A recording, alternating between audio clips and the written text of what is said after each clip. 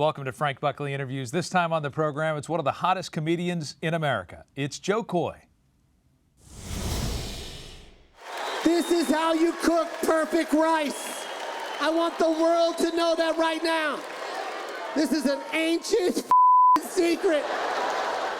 Jo Koy's jokes about his Filipino-American heritage have resonated with everyone. He finds humor everywhere, including on his visits to the KTLA 5 Morning News. I went and got a fake tan so that Frank and I could match skin. Who's really Asian? That's the headline news. From his start at a coffee club in Las Vegas to selling out stadiums, it's Jo Koy on comedy.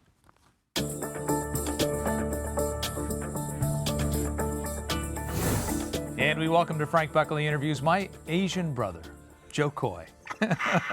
Welcome. It's good to have you. I'm so happy. This is great. It is great to have you on the program. And, you know, it's that cooking rice bit that we just showed. Yeah. For everyone who has an Asian mom, myself included, I was laughing my head off because I thought, I have been there with my mom doing that same thing. Yeah. Wash the water. Yeah. If it's cloudy, pour it out. Pour it out. But when you measure the water, it's this line on your fingertip. Right there. That's how much water you add to the rice. But what's crazy about the joke, can I tell you two things about that joke? Yeah, yeah. One, I already said good night. So I already closed the show when I taped that special. So if you could imagine like this arena, already saying good night and standing ovation, and I walk off stage, and then my manager goes, "Aren't you gonna do that rice bit?" And I walked back out there and told everyone to sit back down so I could do that bit, because I knew that bit needed to be on that special. Right. Because when I was doing it on the road, it was more than just Asians. I found out that Latinos do the same type of measurement. I found out that Indians do the same type of measurement. Africans do the same thing. Yeah. Like it was a very common thing that I thought was very specific to me and my culture. Right. I thought this was just something that Filipinos did. And that's what I was going to ask you, is that your humor, while some of it is related to having a Filipino mom, it really does touch people. I mean, if you look at your audience, it's not just Filipino people or Asian American people. It's the rainbow. Yeah. And it's somehow your humor, it's universal. Yeah, it took me a long time to figure out how to do that. Like, I was so scared, Frank. I really was. Like, I remember, because I used to be a regular at the Laugh Factory a lot. Jamie Masada, God bless you. Yeah. He's still here. I mean, it's not like but Jamie still Masada. Among us. Yeah, Jamie, amazing. But he used to like tell me, don't do any of those other jokes, buddy. Just talk about your mom. Tonight, talk about your mom. And then he would switch my position. Like, sometimes I would get the sweet spot, which is like the third or the closing spot on the show. Yeah. And he would MC me. He goes, go to the front and be the MC and just talk about your mom. Don't say anything else. And I mean, that's where it all came from. And it was kind of like this, it was like this Olympics of like figuring out. These people had no idea who I was, by the way. Right. We're talking about me cleaning yachts on Marina Del Rey, wearing my waiter outfit, and then running on stage at 11 o'clock to do a set. Like, they didn't know who I was. So I had to figure out, how do I tell these people that I'm Filipino and not make it in a way where you had to be Filipino to laugh.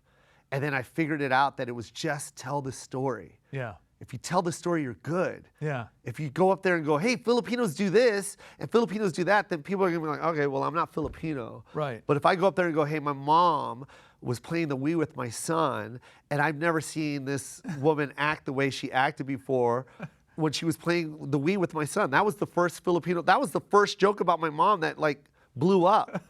Like, because everyone was walking up to me going, my mom does that, my mom does that. And it was like every color. Right, right. And it was just a mom playing the Wii with her grandson. Yeah. And that's all it was. It's just mine happened to be Filipino. I want to get to your process and back to this idea of how you come up with the humor. But first, you talk about your mom. You continue to talk about your mom. We were looking at your social media and your YouTube page, and we found a clip. Let's take a look at Joe with his mom. Is there a snack in there? No. Open it. Give me Joseph, you better. Give me a snack. Give me a snowflake cracker. No. Show it to me. Skyflake, give it. Oh, Skyflake. A chocolate and a horse. Are you eating? It's such a simple moment. Just the two of you. and going through mom's purse. Yeah. But as you say, it's something we can relate to it. It just makes us because laugh. it's like, okay, yeah, my mom's Filipino, but like, whose mom doesn't take free stuff from the restaurant and stick it in their purse? You know what I mean? Like, and that was what that whole joke was about. It's like, one thing that I noticed that was really specific with our culture, well, not Asians, but in the Filipino culture, it's like, for some reason, that purse is it's like a status thing. Oh. You know what I mean? And when you're an immigrant that comes to America, sometimes you want to establish where you are in life, right? And there's nothing wrong with that. You know, there's a lot of ethnicities that do the same thing. Right. We don't want to put it in the bank. We want to show you that we're successful and we made it in this country. Yeah. So here's some gold chains. Here's a gold watch. Here's a Gucci Louis shirt. Yeah, man, but it's in our culture. Yeah. You know what I mean? When you come into a country where you're like, you know, you come from a poor country and you come to America and you want to show people you made it, especially with other people that also came to this country. You want to be like, yo, look, I made it. Yeah. And there's nothing wrong with that. But I always noticed that in our culture, it was that Louis Vuitton purse. I always saw it. And I was like, when I started performing on stage, that's where that whole thing came from. I was just like, when I started performing, I noticed a lot of Filipinos coming to the shows, and then I was like, okay, that's the same purse as my mom. That's the same purse. That's the same purse. That's the same purse. That's it. It was the same purse. Yeah, yeah. But if you look inside that purse, you see Ziploc bags in there. It's like, okay, cool. Yeah. It's like, I get it. And that's what that whole thing was with that video. I was like, ooh, I'm going to make that video and show exactly what I'm talking about. Yeah. You talk about making it, and, you know, I referenced the fact that you started in a coffee club. Everybody starts somewhere. You started in a coffee club in Vegas. You work the clubs. You've been on crazy. TV. Yeah, I mean, this is the guy. I remember right? that. You like remember that? I can remember that night. I know exactly what I'm talking about right there because that's from a video. I used to shoot that thing on a camera, and there was a little girl that was in that coffee house, and she kept talking. She was so cute, right? Every time she would say something, people would laugh, right? And then I remember saying to her, I go, well, I just want to thank, I forgot the little girl's name. She absolutely crushed tonight and never got the light because all of us ate it. But it was a coffee house. Like you're supposed to eat it, you know? Yeah. And, but now, so you start there. Now you're, you know, you're flying around on private jets. You got a big fancy tour bus. And here's the one thing I get from all that, though. And I saw this, you know, in the video that you posted about your 2 sold-out shows at the Forum. that was nuts. You seem to have a lot of gratitude about it. Yeah. Right? I mean, unlike some people who are just like, yeah, man, this is happening and it's supposed to happen. You seem to be enjoying the moment. Yeah, of course. You should, right? You should enjoy those moments. Where do you get that healthy attitude, though? Because some people That was don't nuts. have Look at that. That's I mean, it's nuts. 26,000 people, It was right? crazy. And I'm telling you, Frank, when I turned on those house lights, there's not a single seat in that house. And I remember we sold out the first Forum show in one day, like on pre-sale. Yeah. So pre-sale went on sale on a Wednesday, and on Thursday it was done. Completely sold out, 13,000. So then a week later we added a second show. I promised that I would get into your process of how you come up with the jokes. We're going to take a short break. Okay. And we'll get to that when we come back.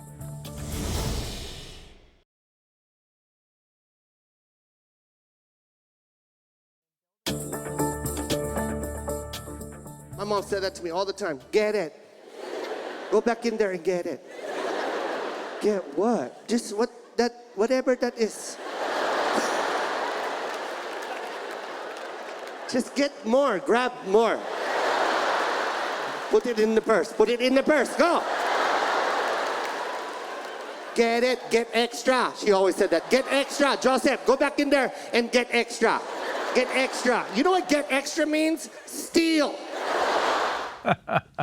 Jo Koy on one of his Netflix specials. Yeah. And just to speak to that point about Netflix, your first Netflix special, you had approached them and said, hey, take one with me. Yeah. And they turned you down. Yeah, several times. Like almost, I'd probably have to say a record-breaking 7 times they said no to me. 7 times? It was something like that. It was like every week we kept calling them, and I was on like this tear. Like I was doing like crazy numbers at like the improvs. Every single improv I was doing 18 sold out shows in a row, like sold out 6 months in advance.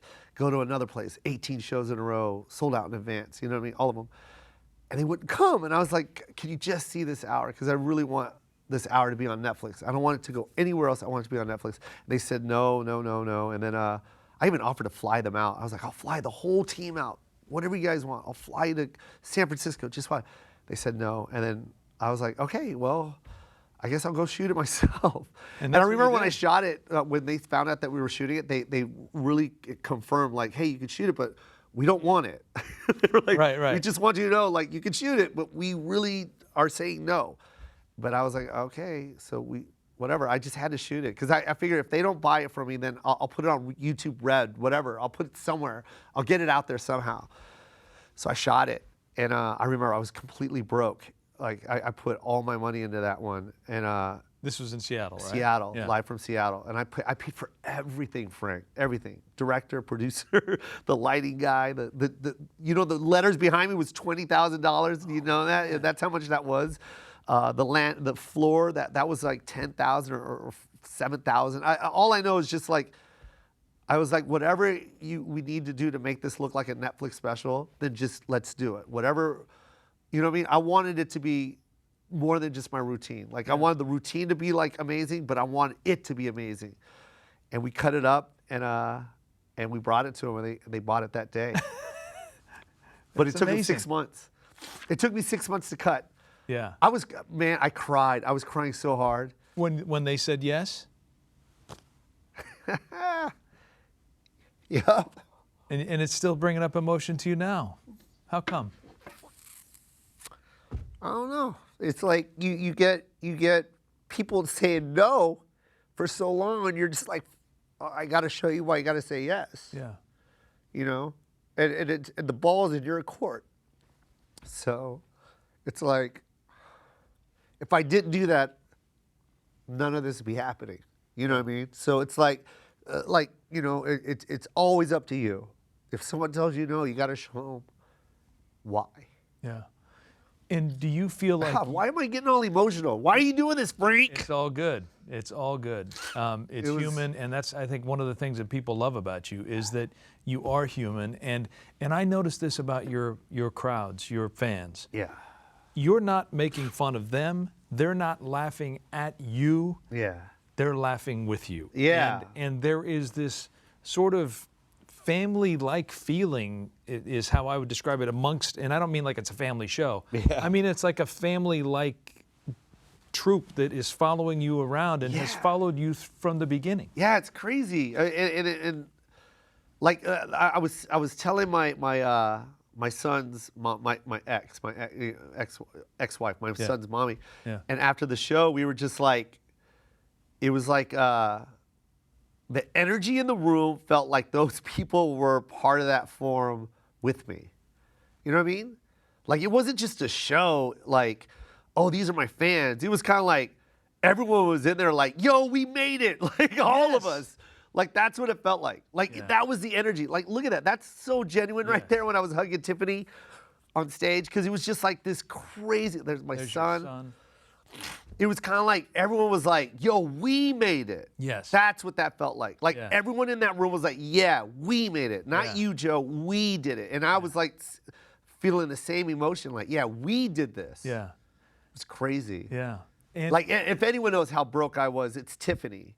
You know what I mean? Like, Tiffany knows how broke I was. Like, she knows, like, you know, because she used to babysit Joe when I was on stage at the Laugh Factory. Like, so she would, like, I bring my son to the Tiffany Haddish. Yeah, Tiffany Haddish. Yeah. So, like, I would hold, I would take Joe, you know what I mean? Like, to the Laugh Factory to do my sets, you know? And then, like, I'm upstairs, and then, you know, and then when they say my time, I put them on the, you know, in the car seat, and then I'm like, Tiff, watch them. Just keep an eye on Joe. And then I'd run downstairs, and I'd do my set, and then I'd come back up, and then, you know, Tiff would go down and do her set. Like, it was so crazy. So it's like that's not like all that stuff that happened that night is like, it's not like I was like, oh, this is the forum. I got to do like, I got to show people why LA's LA. You know what I mean? No, man. Like, that was everything that went up on that stage that night was me. Yeah. That was me. Like, I lived those moments up until that moment.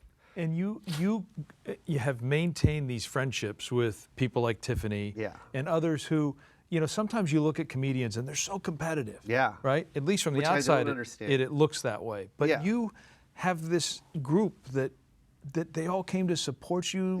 You know, at the forum. Yeah. You're clearly, you know, close to them. Yeah, I don't understand that mentality. Yeah, I get it to be competitive, but to not like help or whatever is kind of weird to me. Yeah. I don't understand what that is. Yeah. Everyone acts like there's only one mountain.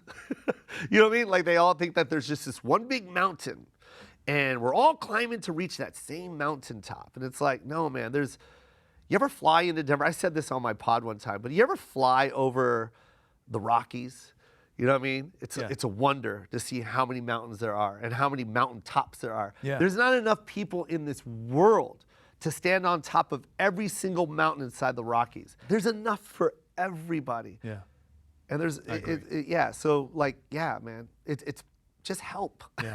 Just help. You incorporate so much of your life into your comedy and to your humor, and now there is a movie coming about your life, and we're going to take a short break, and we'll get into that when we come back with Jo Koy.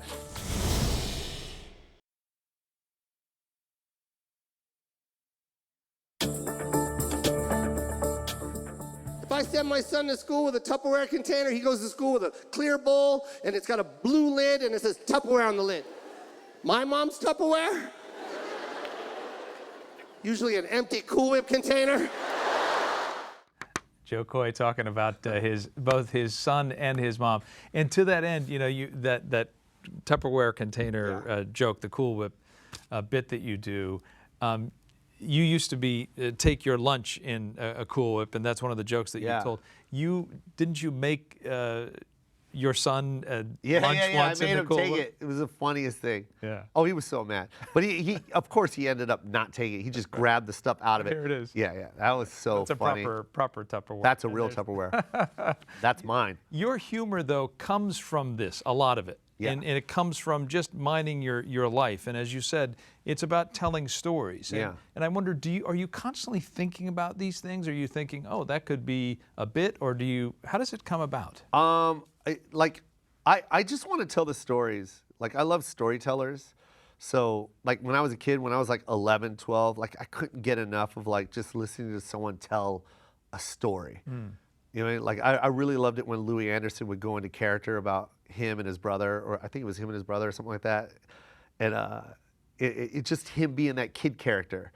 I just was like, oh yeah, that's so funny. It's not like I'm constantly thinking. It's just I'll go up and just say it. Right. And then for some reason it becomes like it writes itself.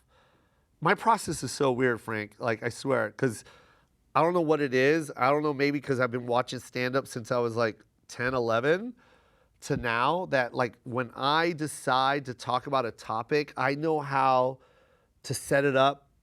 I know how to build the premise correctly.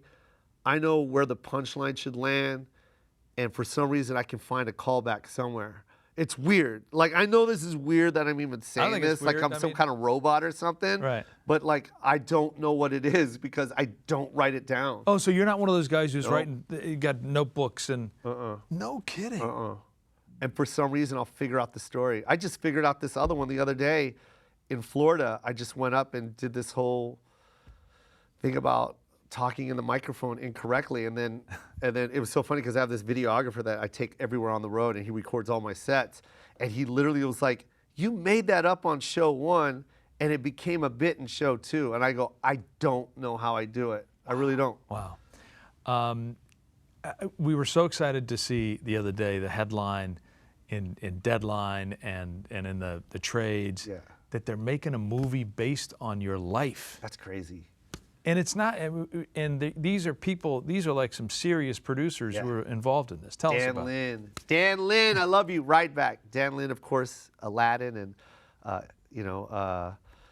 Legos, It 1, It 2. Yeah. Those are his franchises. Yeah. And I pitched him that movie about, I don't know, almost a year ago, and he loved the idea. We never had anything concrete. He just loved the idea of that movie. And he was a fan of my stand-up.